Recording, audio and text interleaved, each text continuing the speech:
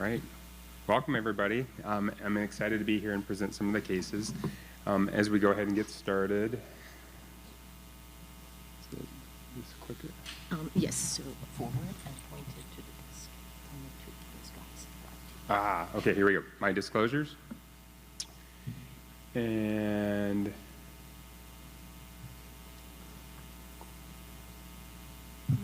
have to hold it just a special way, I think. There we go. Okay, so the first set of cases we're going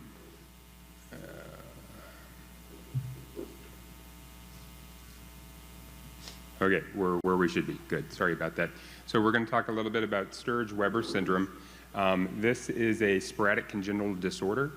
Just some basic background information here, not necessarily all dermatology based, but patients have a dermal capillary malformation, port wine birthmark, formerly called a port wine stain, often in the V1, V2 distribution. Additionally, they have some manifestations affecting their brain, the leptomeninges. Oftentimes they can have seizures that go along with this. And then they can have extracutaneous manifestations. Oftentimes glaucoma is going to be one of the major presenting features. So this is a multi-specialty type of condition. Oftentimes we see this in pediatrics, but untreated, the capillary port wine stain can become progressive, hypertrophic over time. And if this wasn't treated, as for those that were in the plenary session, some really great comments from Dr. Geronimus, but what do you do later on in life if this becomes progressive? So that's what we're going to talk about here.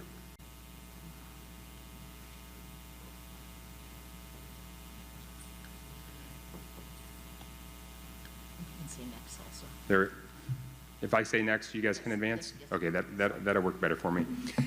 So this is our, the first patient I'm going to present here. So this gentleman, he came in and he said, hey doc, I've had 20 plus treatments in my life. I've had IPL, I've had PDL, I've had this and that. I've even had some type of a lift. He couldn't define really what it was, but with the dramatic hyperplasia or the hypertrophic formation above his eyebrow, he's having visual obstruction. And he said, look, I can't see. This is difficult for me to drive a car. What can you do to help me out? Like every time I get these treatments, it hurts, and I don't want to do anything else. So I think it's a good case to bring up here to talk about. One of the questions I had for the panel, if we still want to do this, an opportunity maybe before I show what I did, we can talk about what others might consider, what they might do. The consideration for this patient wasn't as much the aesthetics and cosmetics, although that was a component, but he was more dramatically interested in improving his visual fields within his right eye. And oculoplastics at that time was not interested in performing any additional surgery because of the malformation. They were worried how that might affect treatment and surgery. And Tom, you said his last treatments were IPL, and how long prior to presentation? He had been treated within the last year. He was being treated by another provider in my area, but so this is a veteran. He had served a full career in the military, and many of the military dermatologists do have access to pulse dye lasers, et cetera, and he had been treated somewhat, but as you can tell, this was left to become a little bit progressive. Well, you really chose a challenging case. Thank you. I know what I would do. I would refer patient to you, but I'm going to ask Brian and Janine, Dr. Downey, and Dr. Weisman if they want to opine on any modalities that you think would help this gentleman at this point.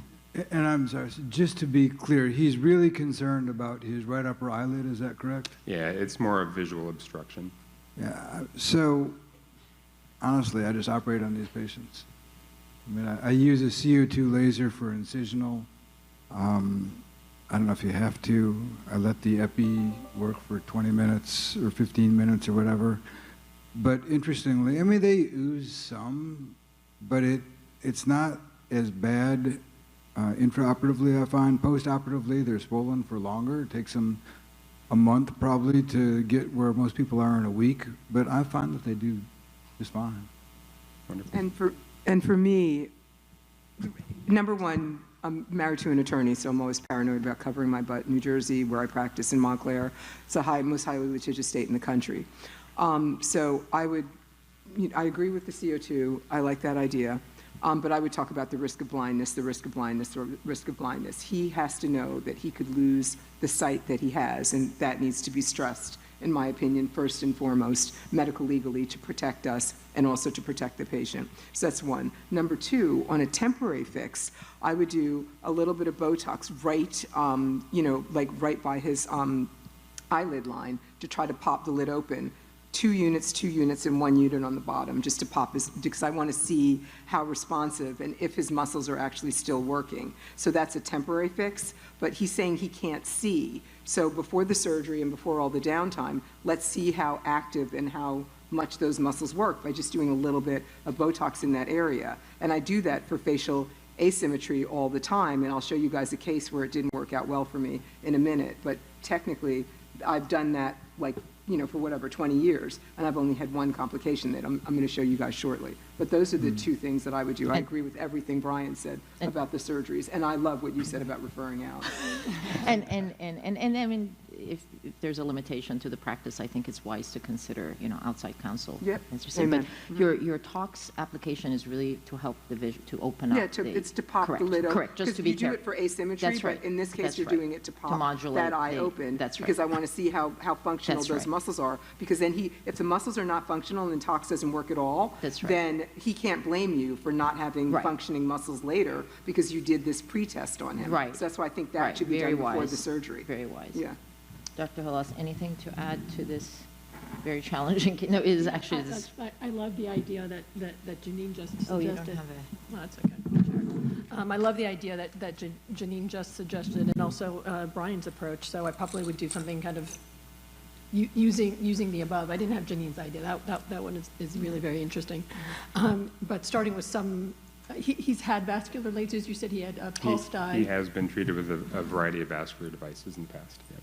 Okay. So obviously in this condition, you're going to be thinking about trying to hit with some sort of vascular targeting laser in an effective way, and then moving forward with like CO2 and with surgery. But again, this is where I'd be calling you and buying him a ticket to Florida. Sure, well, let's see what I did. Yeah. Hopefully, we did a little bit of all this. I'm just going to say, since I'm the last, being a surgeon, I think I would go with Brian's, that being the primary, my area of expertise, that's Sure. what I would come to my mind is how can I operate on this to, initially to get his vision better. I think the tox application is really an interesting addition, especially beforehand, but, and then get referrals for other modalities or, beyond what we have, because we have what he's already tried, so I'm not sure. So I'm keen to see what you did. Oh, no, absolutely. Okay, so next slide, please. So one of the patient's concerns was, this hurts, and anyone who's had a number of treatments over time understands that treating on the face with high-energy devices is uncomfortable. Topical anesthesia doesn't work very well, and in my clinic, I don't have access to conscious sedation, and I don't have access to an OR. So all of the patients that I treat are awake, and we have to find ways to adapt and try to manage their discomfort. So facial nerve blocks work very, very, very well if you know how to do them. There's an article linked here, the author Zaid et al. This is an older article, but if you don't know how to do facial nerve blocks and you want to learn, this is a game changer. Within 5 minutes, his face was completely blocked and I could do whatever I wanted, which was a huge benefit for this treatment because I could use settings that were going to be more effective. I think his prior treatments just were probably not at the right settings just due to patient tolerance. But next slide, please. So the first, I started off, I had a variety of vascular devices over time. I had a 595. When he showed up, I had a new 532 1064 device, and I wanted to try some of the different settings. So what you see here is you can't really see the spots where he was treated with 532. It didn't really cause so much purpura. But if you've ever treated vascular lesions with a long pulse 1064, it causes a delayed type of purpura and this deeper purpura. And those are really lesions you don't want to overlap your settings. You can cause necrosis, ulceration in the skin. So after his blocks, these are the test spots we did, just trying to figure out what settings are going to be most appropriate for this patient to get the clinical outcome that we want. After that, we moved on to doing fully ablative CO2. And the question is, why would you do that? So that hypertrophic plaque above his eyebrow, we wanted to completely remove it and see if we could lift his eyebrow up and improve any of the visual obstruction that way. So next slide, please. So what you see here is after numerous passes with a fully ablative CO2, basically we ablate, we wipe, we ablate, we wipe, we ablate, we wipe, until we get to the depth that we want. And it causes a fairly significant thermal injury that you see here. But we do a lot of this aggressive ablative resurfacing in my clinic, more for patients with skin cancer than hypertrophic port wine stains. But it's something that we're used to managing in terms of the wound care. We send people home with a very typical post-wound care regimen. We use hypochlorous acid, put them on doxy, acyclovir, these types of things, and talk to them about keeping the area covered with some type of ointment, Vaseline, Aquaphor, these types of things. But if you go to the next slide, you'll see this patient didn't follow the directions. So, there we go. So that hypertrophic plaque where we treated, now he has, this is a week later, has this very large hemorrhagic crust. And I see faces in the audience who are like, oh my gosh, this looks terrible. It does look bad, but this is not an irrecoverable point. The other thing I want to point out here is you see some other hemorrhagic crusting in areas where he was treated with the long pulse 1064. So the challenge with treating vascular lesions with a long pulse 1064 is, and I think this was alluded in the plenary session, you don't have homogeneous distribution of the vascular structures. So areas where you have more denser vascular structures, you're going to get more absorption, and that can lead to this type of ulceration. So at this point, not terribly concerned, talk to him about keeping the area covered with Vaseline, some type of ointment. And then if you go to the next slide, you'll see what he looked like at a 1-week follow-up from this. And this is typical, so not so bad at this point. He's reepithelialized, he's closed, he's doing quite well. But from here, we wanted to see, well, how's he going to do moving forward? What other modalities should we consider treating him with? And then you go on to the next slide, please. So we had eventually gone on and treated him with 6 different treatment sessions, and you can see the dates down below and the different devices used. Sometimes we use 532, sometimes we use long pulse 1064, sometimes we combine that with fractional CO2. Why would we do that? There's been some publications that talk about better outcomes in the reduction in the volume of these port wine stains, particularly the hypertrophic ones. With deeper fractional resurfacing, you can really get some deeper coagulation of those vessels in synergy, and patients do very well with fractional resurfacing. This patient begged me every time he came in to do another fully ablative round, and he did very well with it once he started, appropriately taking care of his skin, but I had some concerns about post-treatment infection and things like this. But if we go to the next slide, this is a nice before and after, and what I think most people can appreciate here is that he does have a little bit of elevation of that eyelid. He does have a little bit of improvement in his visual fields. He has a dramatic reduction in the hypertrophy, the port wine stain, and everything overall is starting to lighten up. So this is a multi-modality approach. He still, in my opinion, would benefit from some type of surgical correction. I've re-engaged with oculoplastics, and at this point they are now interested. They feel like it's maybe not as risky as it was, although they encourage me to continue doing these treatments as much as possible to help reduce their intraoperative risk, from their perspective. But difficult case. I hadn't thought about the Botox. That's a Really great, cool. Great thing to think about. Tom, I love the multimodality. I love the multi-specialty. I think that really underscores collaboration, not only between devices, but also between specialties, surgery, non-surgery. Can you, for our purposes, just to clarify, the fractionally the ablative CO2 laser plus the 532 potence, you treated which areas with which? All areas with different ones during different times so that the audience is clear as how you use it and the rationale for the other two? So the Just fully as clear. ablative resurfacing, fully ablative CO2, I used predominantly for debulking of that hypertrophic plaque that was above the eyebrow. Subsequently, in some of his later treatment sessions, I did full coverage with 532, and then I did deep fractional CO2, and then I came over the top of that and did very light, fully ablative CO2. And the reason for that is when you treat these patients with 1064, sometimes you get these little pop marks or these little atrophic scars from where you've absorbed a little bit more energy. So the patient wasn't terribly concerned about that, but I wanted to leave him as good of a textural finish as possible. So we do quite a bit of fully ablative resurfacing in our clinic, something to feel very comfortable with. Most of these patients are fully reepithelialized within a week with the depth that we're treating. So not necessary to treat the vascularity to add that fully ablative component, but the fractional component combined with either 532 or 1064 seems to be beneficial. What advice do you have for people, our colleagues in the audience, how to get to the point where they're more comfortable combining these modalities and treating these types of scars with fully ablative combination therapy? What's the best approach to get there? I mean, everyone can't be in the VA and go to This takes a lot of time. And one of the things I would say, and I didn't mention this in terms of safety and patient prep, but we place intraocular shields when we're doing these procedures to protect the cornea. I should have mentioned that. But if you don't have the necessary safety equipment in place, you probably shouldn't be doing these procedures, or you shouldn't be working that closely to the eye. You can safely work around the area, but since this patient's concern was more around his eye and his vision, that's something that needed to be done just to improve the safety. Other things and considerations, I don't think I could have provided these procedures for this patient if we didn't have adequate anesthesia. If you don't have access to an OR, I don't know how well conscious sedation would work, but blocks made this very comfortable and a safe procedure where the patient could come in and go home right away. There is significant swelling with these types of procedures, though, so patient's going to have a driver to bring him home after these types of procedures.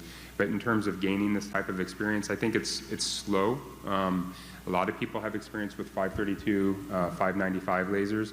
Using 1064 for vascular treatments is a little bit more dicey, right? It carries a little bit more risk. So if that's an area of interest, before you move on to the face, I'd advise patients or providers out there to get comfortable using these devices off the face first. And go slow. Like I said, we started with a variety of test spots trying to identify the different laser skin interactions we were going to see and how they were going to heal. And it's difficult. Like I said, the vascularity of these lesions is quite heterogeneous. So be conservative and just go slow, despite the patients wanting you to go faster and faster. Thank you for going over the lasers again. You mentioned the 532. Do you want to maybe mention what the long pulse 1064 and maybe when you use one and what? Sure. So a lot of people start with 532 or 595 because it's less uncomfortable, it's less painful, but it doesn't penetrate nearly as deep. So for these thicker lesions, if you want to get deeper into the lesion, you're going to have to use a wavelength that gives you a little bit deeper penetration. And in this case, with vascular lesions, that's going to be the long pulse 1064. The challenge is, again, this is more uncomfortable, and it carries more risk of ulceration, erosion, and scarring. So it depends on your comfort level as the provider. And I love that Barry's Eye article. I give it to every resident and nurse and staff member that comes in. Maybe we'd want to open now for questions from the audience on this. I think Brian. Can I add one pearl, please? So I think that first, a great case. Thank you for presenting. You said something that I think is super important that took me an embarrassingly long amount of time to figure out. But I did something in the last year in my practice that has completely changed the patient outcomes in the short term, because you made the comment, the guy didn't really follow instructions. Mm-hmm. And no matter whether I was doing surgery, whether I was doing full ablative resurfacing, no matter what I was doing, we would go over it and over it and over it. And, 20% of the patients did everything right, and 80% it wasn't as good. Maybe another 50% was pretty good, and then there were some who were just terrible. So everyone watches videos on Instagram and TikTok and whatever. So I had one of our nurses who communicates very well with patients record videos with what to do after surgery or after the resurfacing, whatever it is, and they can watch it over and over. We send them the link right before the procedure and their stuff. They can show it to whoever's taking care of them. They can show it to their significant other in advance so they know what they'll look like, all of the things. And I'm telling you, it has changed compliance the right way from about 20% to about 90%. That's been amazing. Wow. Thanks for sharing that. So That's it's great. been the one thing that I've done that has been, like patients come back, now all of a sudden they look great. It takes the nurses so much less time to get them cleaned up. It's easier to remove sutures. Like, everything has just been so much better. So you actually put it on the patient's phone? So what we do, actually, we don't just post it on our website or whatever, but as soon as someone is confirmed for a procedure, we send them, here's information about your upcoming procedure, and here's a link that shows all of the post-operative instructions. They can review it, because sometimes people would get hung up on one thing that you said, and they didn't hear the rest of it, and they didn't really know, or you'd go spend all this time with the patient, and then I'd talk to the significant other, whoever's picking them up, and say, so are there any like special instructions afterwards? It's about, kill yourself. But this video link thing has been just amazing for us. How great. That's wonderful. Thank you So for it's sharing just that. We're going to move to Dr. Bichalski's second case. If you have questions, please hold on to them. We are going to have time either after this or at the end in the general Q&A session, please. Okay, next slide, please. So I actually have a series of patients. They're all very similar. We'll talk more about the first one, and then we'll kind of step through the pictures for the latter cases. But they all show the same type of findings. So these are all patients that have, usually you'll see this in your older Caucasian male population predominantly, but you'll get more phymatous skin, and these are patients that have either had Mohs micrographic surgery for skin cancer on their nose, or they've had some, I think this person, he actually had cellulitis on his nose and had reconstruction. But these patients often have complex scarring in the background of phymatous skin, and that's a really difficult thing to try to treat. You're really trying to take care of two different conditions at the same time. And a lot of these patients have come in, they've said, well, I've tried microneedling. Microneedling might help a little bit with the scar, but it doesn't do a whole lot for the phymatous skin in the background. So in our clinic, we try to address both of these conditions at the same time. Go ahead, next slide. So just keeping with my discussion about facial blocks, again, I don't have access to general anesthesia or moderate sedation. So just a couple nerve blocks here. Patients are very comfortable. We're able to treat the entire cosmetic unit, which is a pearl I'd say here. Oftentimes, if we're treating scars on the face, we try to treat the entire cosmetic unit and not just the individual scar itself. Try to make things blend in each and every time we treat these patients. It gives a much nicer outcome. But go ahead to the next slide. So what you see here, this is a 1-week follow-up, but we usually start off treating these patients much more like a rhinophyma case than we do a scar case. So we tend to use, again, fully ablative resurfacing. In this case, it's CO2. You can also do this with erbium, but we do this layer by layer until we get the phymatous skin. That's, for those who don't know what I'm talking about, that's that very thickened, orange peel-looking, oily, sebaceous skin. In order to shrink that, we just remove it. So once we bring that sebaceous tissue down to the level of the scar, in some cases that's enough for the patient. As they heal, we'll go to this patient's next picture, or next slide, please. He had a pretty good result here. The texture is much improved, but now we have to deal with the fact that the scar is hypopigmented. He has collapse of his nasal ala. There's some other problems associated with the original surgery he had to correct his condition. So at this point, we can go back and start to do maybe some more focal fractional treatments on the scar itself. Sometimes people will add topical bimatoprost or something like this to try to stimulate pigmentation within the depigmented area. It's very challenging. More recently in our clinic, we've only done this with one case, but there is a device in the market that does autologous epidermal cell transplant or transfer. I can talk more about that specifically after if people have interest, but you can do concentrated samples that have more melanocytes and try to prep the skin and place that product back in place for repigmentation. It's been FDA cleared for use in vitiligo patients, and we're just now starting to use that in patients with hypopigmented scarring, but provided pretty good outcome for this patient. I will go ahead and go to the next slide. So what you can see here is just the before and after. So you can see the improvement in texture. Again, you're still going to have some of the discoloration associated with the scar, but that's something that we can try to work on as we move forward. And then next slide.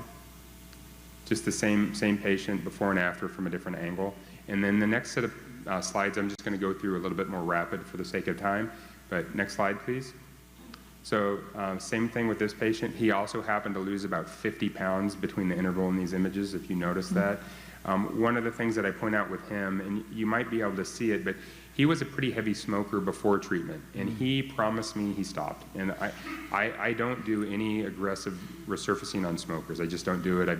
I did that earlier in my career, and the wounding is, patients just don't heal as well. So my rule is I don't do it anymore. I sleep a lot better at night. But he had a little bit of hypergranulation tissue on the tip of his nose. Eventually we went back and smoothed out a little bit further. But again, this was a case where we used fully ablative resurfacing, layer by layer, took the hypertrophic or the phymatous skin down to the level of the scar and smoothed everything out. Now, these are all Caucasian patients, Fitzpatrick type 1 and 2. That's important because as you do this, this procedure carries a risk of depigmenting patients, right? We're going through the epidermal layer, through the layer where a lot of the melanocytes are. So this may not be appropriate for patients with higher Fitzpatrick skin types. But next slide, please. So you can see the same outcome with this patient. So next slide. So this patient was a basal cell skin factory and has had many surgeries on his nose. But here we were able to restore a little bit more of the normal anatomy of his nose and smooth out quite a bit of those scars. So is this difficult? In our clinic, we do a lot of this, but if you can perform nerve blocks, these treatments don't take very long. This is like a 20-minute procedure, in and out. The biggest consideration is going to be the wound healing for these patients. Oftentimes, they're going to have erosions or open skin for 1 to 2 weeks, maybe less, maybe longer, depending on how aggressive you are with your settings. Can you share your wound healing protocol with us? Sure. So I trained in the military, as you mentioned, and we're pretty simple. I was in the Air Force, not the Army, so it's a little bit more complicated. I don't know if there's any Army people out there. We always have a little back and forth, but generally speaking, for all of our ablative resurfacing, we have patients wash their face 4 times a day. Some people are into no washing. We wash 4 times a day. Wash with soap or just water? With a gentle cleanser, not a non-soap-based cleanser oftentimes, and then we'll use a hypochlorous acid spray, not hydrochloric acid, not bleach, hypochlorous acid. Let me foot stomp, hypochlorous acid. Yeah. In the olden days, we used to use acetic acid or dilute vinegar. The only thing anybody remembered from those treatments was that it burned a lot, and they didn't like that. So hypochlorous acid, there's many different companies that are out there. It's common in wound care. Doesn't burn, doesn't sting, and doesn't impede wound healing. So we have them do that after each washing, then an application of their favorite topical ointment. So oftentimes we just use white petrolatum, the generic stuff we have in the clinic. Vaseline, if people want something a little bit more bougie that doesn't get as runny, we'll talk about some of the products that are over the counter that have more waxes in them. But there's a whole range of post-wound care options, I think, that are out there. And there's some pros and cons to them, but it doesn't have to be expensive to work. How long? So most of these patients, will have them follow that wound care regimen until they're no longer open. So 1 to 2 weeks, depending on the size of the injury with the And your resurfacing. follow-up is? So great, that's a great question. So I see all these patients at 1 week, 1 month, and 3 months. That's my standard follow-up for all of our resurfacing patients. I know some people do post-op day 1. We did that for a while. It's always a disaster. People look bad, they feel bad, and they don't want to come in when they look bad. And we didn't see that was value added. For reassurance, for some patients, selectively, we'll give them a call the next day or offer them like a video conference call if they have any questions. But we eliminated the one-day follow-up appointment. I was going to open up and see if there are any questions from the panel or comments. One case back, the asymmetry of that guy's eyebrows was making me nuts.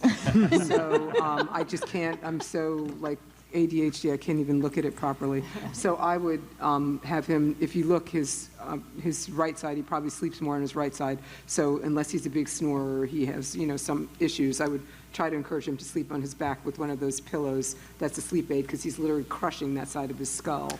And then I would give him the Obagi New Seal, and if that wasn't working for him, I would suggest he get microbladed, because it's really distracting when you look at him dead on. The one eyebrow is so much, and then he has lateral loss of both eyebrows. And he could, we all went to medical school, lateral loss of the eyebrows, maybe he's hypothyroid, so maybe that should get checked also, but that was just irritating the hell out of me. But I appreciate that. Everything else you did, I thought was fantastic. I was just like, but his eyebrows. Yeah, we both got a little distracted with that for a second. And so, yes, or he could have an eyebrow transplant, which is something fun that we do. I do want to hear more about that autologous transfer you were talking about. And this is a topic that I think we're all hearing a lot about and working with is exosomes. Yes. Applying, using them afterwards. So, Yeah. So we do have a variety of cocktails that we kind of refer to them as for post-treatment, whether we're applying PRP in clinic, so platelet-rich plasma, I think many people are probably familiar with in the audience, exosomes, stem cells, or some of these other things that have come out that have lots of hype about them, but there's not a lot of great evidence-based medicine, at least to date, not a lot of great publications, and they're really expensive. All of these patients were treated without any of that. So oftentimes, we won't do any adjuncts or additives unless patients ask for them. In my experience, the use of PRP, for example, post-resurfacing, I do think it probably reduces a little bit of the redness, a little bit of the inflammation. Maybe in my hands, and maybe I'm not doing it right, and I'd love to hear from the group, but maybe I see improvement 1 to 2 days sooner. And for some people, that's totally worth it. They're like, 1 minute, I'm in, give it to me. My patient population at this point doesn't have that same need for timely recovery, so it hasn't been much of an issue. With exosomes, I think that's a very exciting area. How exosomes work, the components of what's in them, these extracellular vesicles, the RNAs, the proteins, they all have biologic activity. And one exosome is not all exosomes. This isn't an exosome talk, but Yes. There's many different companies that are out there. There's not a lot of head-to-head studies, and I have not seen any molecular studies comparing the components. So I'd love to learn more about it. I've dabbled with 2 or 3 different companies out there, and again, it's similar experience with PRP. I think may be helpful, but it hasn't been a game changer in my hands. Thank you, Brian. Anything? The only question I've got is beautiful results. When you see patients who've had, especially you showed Mohs patients, whether it's Mohs, trauma, whatever, who have depressed scars on their nose, especially towards the tip, how do you like to manage those? I try to send them to smart people like you. This is a really, so he's pointing out one of the most difficult cases. Atrophic depressed scars towards the nasal tip are very difficult. In all seriousness, I approach those not with a fully ablative manner, but more fractional ablative and serial treatments time over time over time. So when I see those types of scars, those are people we talk about that we're going to approach this with a series of treatments, at least 3, 4, or maybe more. And it's not particularly high energy treatments either. It's much more slower and restorative. And it's been helpful, but it is not the panacea. It's not the cure that I think everyone's hoping you can do one and done. Well, Those are hard we could cases. spend the whole panel just talking about scars. Yeah. But in the interest of time, any questions? We're going to take one question because we're going to be short of time. Otherwise, we can come back. Please. So the question was, have we used any biostimulatory filler? So we do a fair amount of topical application of hyperdilute PLLA, polylactic acid, as a biostimulant for some of the scarring, and we've had pretty good success with that. So in these cases, for scar therapy, we tend to do it through a laser-assisted drug delivery route.